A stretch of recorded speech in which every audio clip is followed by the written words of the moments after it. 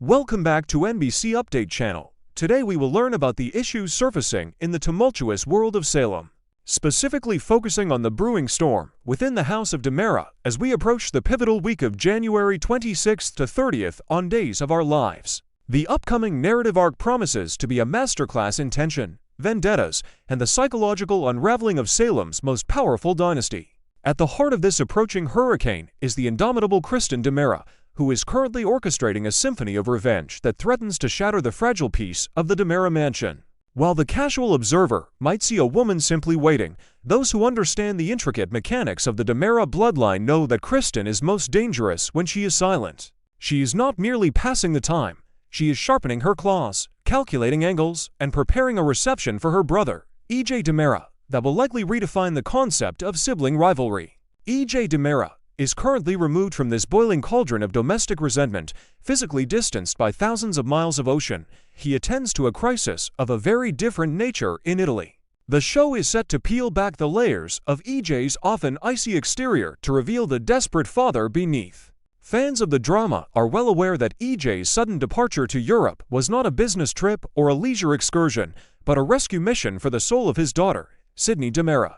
The narrative is expanding to provide a heartbreaking look at the collateral damage of the DiMera lifestyle, specifically how it has fractured the mental well-being of the next generation. Sydney, previously portrayed by Evelyn Stevenson, has been living a nightmare that few can comprehend. The trauma of her father's kidnapping, a violent event that shook the foundation of her security, has manifested in debilitating panic attacks that have left the young girl paralyzed with fear. In the serene but isolating landscapes of Italy, EJ has been fighting a battle not with guns or corporate takeovers, but with his daughter's terrors. The spoilers suggest a deeply emotional sequence of events where EJ has had to physically present himself to Sydney, acting as a living, breathing anchor to prove that he is alive, whole, and capable of protecting her. This is a crucial restructuring of EJ's character.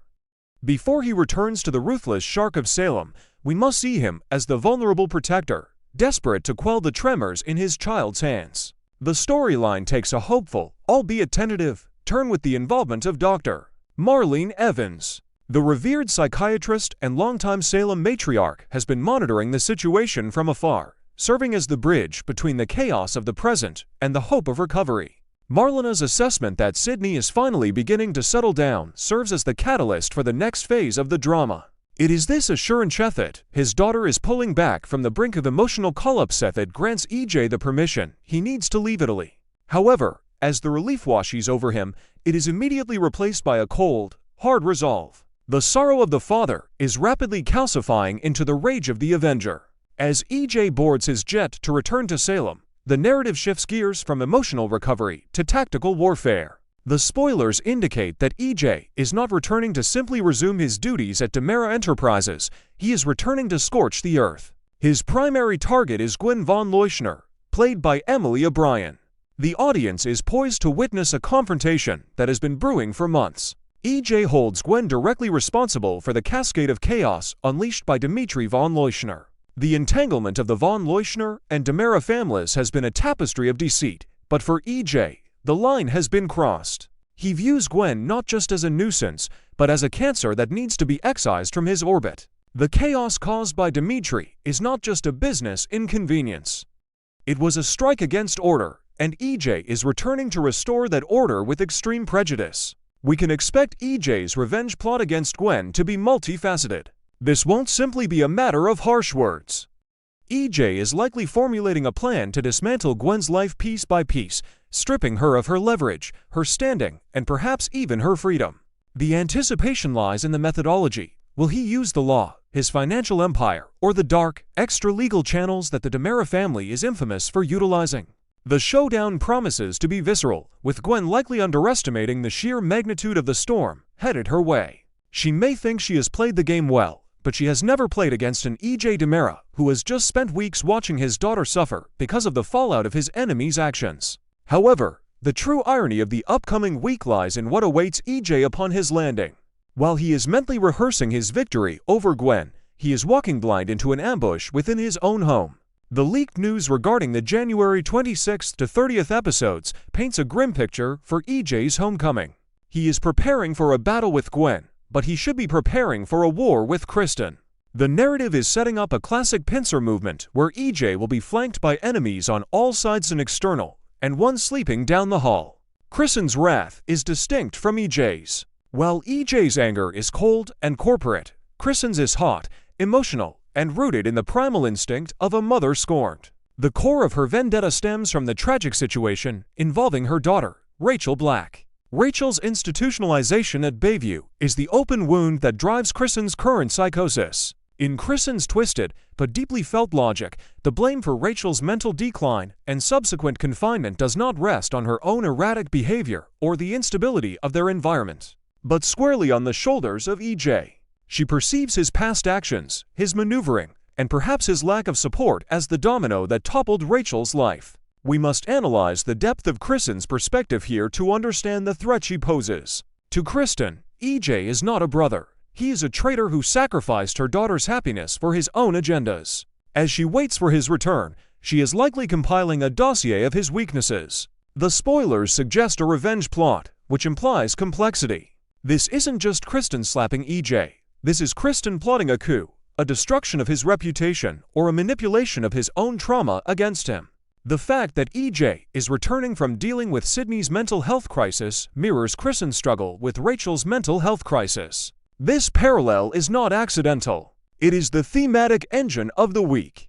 Both siblings are dealing with broken daughters, but instead of finding common ground in their shared tragedy, they are using it as ammunition to destroy one another. The setting of the DiMera mansion will likely play a character of its own in this drama. We can imagine the atmosphere as EJ walks through the door expecting a sanctuary after the emotional drain of Italy, only to find Kristen waiting in the wings. The dialogue exchanges promise to be lacerating.